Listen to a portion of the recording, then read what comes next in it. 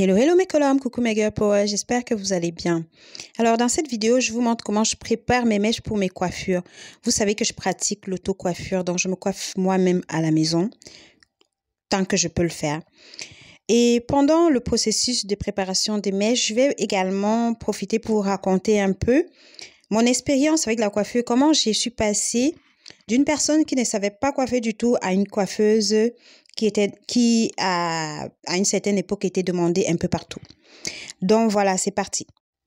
Tout a commencé lorsque nous avons commencé à préparer. Tout a commencé lorsque mes parents m'ont parlé de mon voyage en France.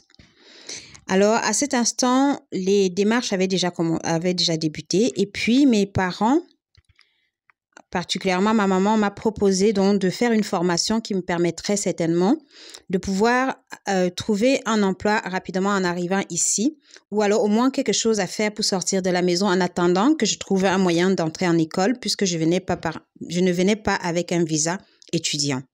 Dès lors, deux choix s'offraient à moi. J'avais soit cherché un centre de formation pour apprendre à faire de la couture, soit chercher un salon de coiffure où ils faisaient des formations de coiffure. Nous avons opté pour le salon de coiffure puisque ma mère m'a fait comprendre qu'en Europe, les gens se coiffaient beaucoup et que dans la coiffure, je trouverais facilement et en plus, elle avait une idée de là où je pouvais travailler en arrivant, avec qui je pouvais travailler en arrivant en France. Donc, à partir de là, on a commencé à chercher avec mes grands-parents un salon de coiffure avec des personnes sérieuses qui pouvaient me prendre en charge et m'apprendre à coiffer concrètement. Alors, mon grand-père ayant entendu ça nous a fait comprendre que dans un de ces immeubles qu'il louait, il y avait une coiffeuse qui louait dans un des immeubles de mon grand-père et qui était une très bonne coiffeuse et c'était en ville. Donc, il a proposé de lui parler de moi et de m'amener pour me présenter à cette dame. Donc, il a parlé à cette dame et cette dame a accepté de m'accueillir dans son salon de coiffure pour me former et elle était très gentille. Sauf que lorsque je suis allée là-bas, puisque cette dame, elle louait chez nous, vous savez, en Afrique, quand tu loues chez quelqu'un, c'est un peu comme si c'était lui ton patron, en fait. C'est un peu le respect, il y a un respect vraiment énorme. Donc, la dame, elle ne m'apprenait pas vraiment la coiffure. Elle m'a confiée aux dames qui travaillaient pour elle. Donc, elle me confie aux dames qui travaillent pour elle en leur disant que je suis la fille du bailleur. Donc, les dames aussi ont beaucoup de respect pour moi. Elles ont peur de me parler. Elles ont peur de me guider. Elles ont peur de tout, en fait. Elles ont peur de me blesser. Elles ont peur de m'offenser. Et finalement, je n'apprends pas grand-chose. Mais j'observe quand même quand elles coiffent, je passe mon temps à me faire coiffer. Voilà, j'étais devenue un peu comme leur poupée en fait, parce que chacune me coiffait. Je suis restée là-bas pendant 2 mois et en 2 mois, j'avais chaque 2 semaines, j'avais une nouvelle coiffure. Et elle s'entraînait également sur moi à me faire des ongles. Et c'est comme ça que j'ai commencé aussi à mettre des faux ongles parce que comme elle avait aussi des esthéticiennes pour les ongles, du coup, j'en profitais. Vous savez, une jeune fille, une ado, quand elle se trouve dans ce genre de situation, parfois, si elle n'est pas très... Bref, elle peut en profiter. Et c'est ce que moi j'ai fait. J'ai profité de la situation sans le vouloir, hein, parce que voilà, forcément, j'ai été un peu forcée, je vais dire. J'ai été un peu forcée de profiter de la situation parce que vu tout le respect qu'il me donnait et qu'il ne voulait pas me faire travailler, il me donnait de temps en temps du travail, hein, mais honnêtement, quand je regarde un peu les salons de coiffure qui forment les gens, j'avais pas cette formation, vous voyez. J'avais pas cette formation. Je les voyais faire des massages aux gens, je les voyais faire mais moi-même, j'avais jamais fait. Je les observais et après, quand elles devaient faire des entraînements ou des tests, elle s'entraînait sur moi, par exemple, à me faire des tresses, à me faire des massages, à me faire des manicures, à me faire des pédicures. Du coup, finalement, je suis partie de là sans rien apprendre. J'ai fini par voyager. Lorsque j'arrive en France, pendant les 2 premières semaines, ma mère, elle me laisse tranquille, elle me laisse le temps de de découvrir, de me remettre de mes émotions et de voir venir. Donc, au bout de 2 semaines, j'ai dit à ma maman, je n'en peux plus de rester à la maison. J'ai déjà fait le tour de la maison. J'ai tellement fait de ménage. Je faisais le ménage tous les jours. Et vous savez, ici, en Europe, les maisons ne sont pas aussi sales que les maisons d'Afrique où on doit nettoyer tous les jours. Parce que déjà, on a un peu moins de poussière. On a, dans la plupart des maisons, il y a des chaussures d'intérieur et des chaussures d'extérieur. Du coup, on ne ramène pas la saleté de l'extérieur à l'intérieur, pas forcément, en tout cas par les chaussures. Parfois, peut-être par les vêtements, mais bon, les maisons ici en Europe, on les nettoie pas forcément tous les jours. De toutes les façons, on sort tout le temps pour aller travailler. On court après le travail, on court après l'argent, on court après tout. Quand on n'a même pas le temps, on peut vraiment pas trouver le temps pour faire le ménage tous les jours. Donc, il y a des maisons dans lesquelles on fait le ménage 1 fois par semaine. Il y a même d'autres où ils font 2 fois par semaine en fonction de leur emploi de temps. Et à un moment donné, j'en pouvais plus de faire le ménage. J'ai dit à ma mère, je vais travailler. Elle me dit, OK, c'est qu'on va faire. Je vais t'amener au boulot. Tu vas rencontrer ma collègue. Et une de mes collègues a une amie qui a un salon de coiffure. Donc, si elle veut bien, elle va te présenter à son amie. Et si son amie est d'accord, tu pourras travailler avec elle en attendant qu'on trouve une solution pour que tu retournes à l'école ou bien que tu trouves autre chose à faire. Alors, le week-end qui suivait, sa collègue nous avait donné rendez-vous puisque ma mère était venue avec nous. Nous avons été voir son amie dans son salon de coiffure et on a discuté avec elle, on a échangé avec elle. Elle a dit, OK, moi, en première vue, je l'apprécie, elle a l'air sympa, elle a l'air d'une jeune fille intéressante. Donc, je vais aller en essai avec elle, je vais la prendre pour un essai. Donc, ce jour-là même, après la discussion, elles m'ont laissé au salon de coiffure avec cette dame.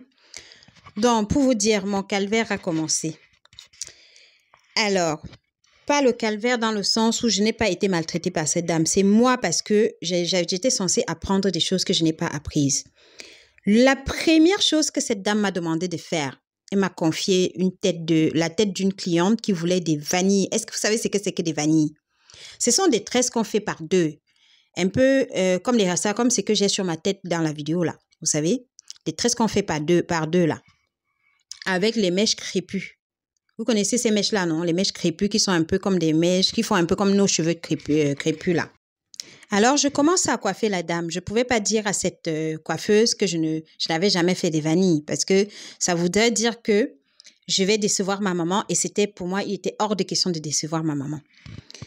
Alors, j'accepte de coiffer cette dame et je commence les vanilles. Je me rappelle qu'une fois, il y a une amie qui m'avait fait les vanilles sur la tête. Les twists, si vous préférez, sur la tête. Et j'essayais de repasser le film de quand cette amie me coiffait dans ma tête pour pouvoir coiffer cette dame.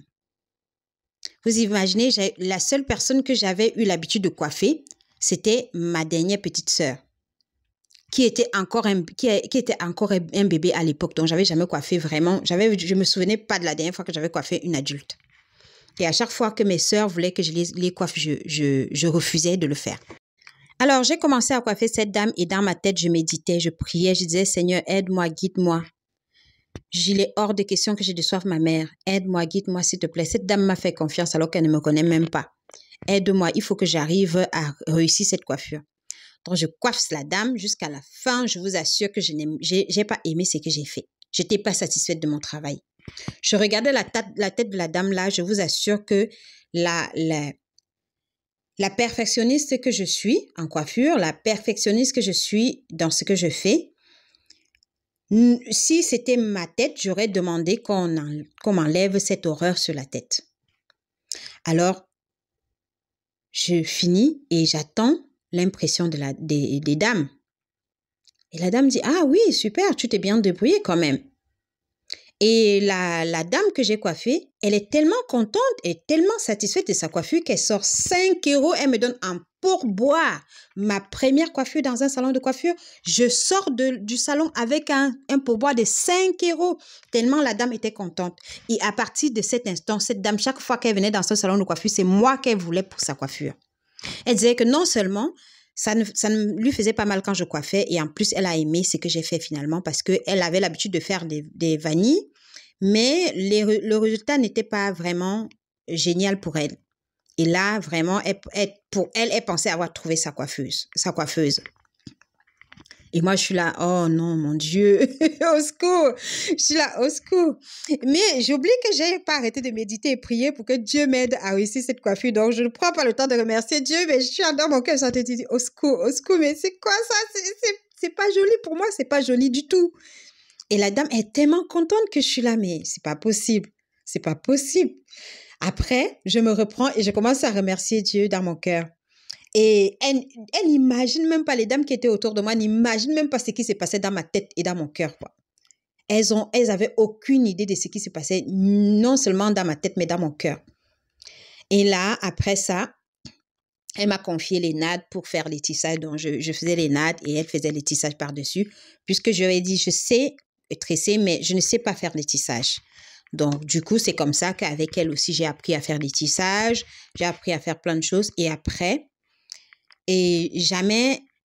ça, jamais ma mère n'a su, c'est peut-être en regardant cette vidéo ou bien en écoutant un de mes témoignages, parce que j'ai déjà fait ces témoignages un jour dans une vidéo, en écoutant cette vidéo ou une de mes vidéos sur les réseaux sociaux, qu'elle va savoir que j'avais rien appris chez cette coiffeuse quand je suis allée apprendre à coiffer. Et là, j'étais tellement heureuse quand je suis rentrée à la maison. Pas parce que j'avais eu un pourboire, mais parce que j'étais heureuse de ne pas avoir déçu ma mère. Parce que vous imaginez tous les efforts que nos parents font pour nous ramener de l'Afrique. Surtout que ma mère, elle a tellement galéré, elle s'est fait bouffer son argent plusieurs fois tellement qu'à un moment donné, moi-même, je lui ai dit, s'il te plaît, laisse comme ça. Si tu as encore un peu d'argent, donne-moi et je vais me débrouiller en Afrique. Mais ma mère a dit, elle a déjà trop fait et qu'elle ne peut pas reculer. Vous imaginez quand je regardais les souffrances de ma mère, quand je regardais tout ce qu'elle a fait pour que j'en arrive là, il était hors de question pour moi de la décevoir. Donc, finalement, j'ai coiffé avec cette dame dans son salon de coiffure. J'ai travaillé avec elle pendant 1 an jusqu'à ce que j'obtienne mon premier titre de séjour qui m'a permis de trouver un travail dans la petite enfance puisque ça a toujours été mon rêve de travailler auprès des enfants. J'ai trouvé mon premier travail d'auxiliaire parental dans une famille. D'ailleurs, dans une vidéo, je vous raconterai l'expérience de mon premier emploi en tant qu'auxiliaire parental dans une famille. Et je vous raconterai également comment se sont passés mes premiers entretiens catastrophiques avant de trouver ce premier emploi et comment Dieu m'a aidée, comment mes proches m'ont aidée, comment je me suis battue et comment j'ai pu y arriver avec l'aide de Dieu ainsi que de mes proches. Voilà, cette vidéo, franchement, c'était juste pour faire ce petit témoignage. Ne lâchez jamais, même si vous n'avez pas l'occasion, la possibilité comme moi là, franchement, c'était pas complètement de ma faute. C'est vrai que si j'avais insisté un peu, ça aurait pu se faire. Mais puisque ces personnes ne voulaient pas me heurter, me blesser ou bien me froisser, elles n'ont pas eu assez de courage pour s'imposer et m'apprendre des choses. Et moi non plus, je n'ai pas demandé. Mais j'ai quand même observé. Je me suis rappelé de comment on me coiffait. J'ai observé plein de choses qui ont quand même pu m'aider pendant 1 an où j'ai travaillé avec cette dame. Et quand je suis partie de là, elle et moi, on est restés en contact pendant des années. D'ailleurs, c'est cette coiffeuse-là qui m'a coiffée pour mon mariage. Et je vous assure qu'il y a des relations comme ça. Même elle, un jour, je lui ai raconté cette histoire, elle ne m'a pas cru. Un jour, je lui ai raconté comment, quand j'arrivais chez elle, je ne savais même pas faire des crochets. Et elle m'a pas cru du tout. Elle a cru que je disais ça juste pour l'embêter en fait. Pourtant, je lui disais la vérité. Donc voilà, n'abandonnez pas, ne perdez pas courage. Essayez. Si vous n'y arrivez pas, demandez de l'aide. Vous savez, ce jour-là, je me suis dit, même si j'y arrive pas, je vais demander à la dame, puisqu'elle est coiffeuse, elle va certainement me guider. Au moins, j'essaye. Au moins, je commence. Et finalement, je n'ai pas eu besoin de lui demander de l'aide puisque je me suis rappelé de comment on m'avait coiffé. Et c'est comme ça que j'ai pu coiffer. Et c'est comme ça que mon histoire avec la coiffure a commencé. Et après ça, j'avais des clientes que je coiffais, des particuliers. J'ai coiffé plein de personnes, de grandes personnalités. Et c'est pour ça également que j'ai pas mal de contacts parce que j'ai connu ces personnes par la coiffure, parce que j'étais coiffeuse. Donc voilà, si vous avez aimé mon histoire, aimé ma vidéo, n'hésitez pas à commenter, laisser un pouce et partager la vidéo, je vous en prie, pour soutenir la chaîne. Et je vous raconterai plein d'autres histoires de ma vie parce que j'ai plein d'expériences qui pourraient vous inspirer et vous aider également dans l'avenir. Bisous à vous. Portez-vous bien et prenez soin de vous parce que personne ne le fera mieux que vous-même. C'était Josie Laura, la créatrice de la marque GL Creation, qui est une marque de bijoux faits main personnalisables. N'hésitez pas à passer vos commandes. Bisous!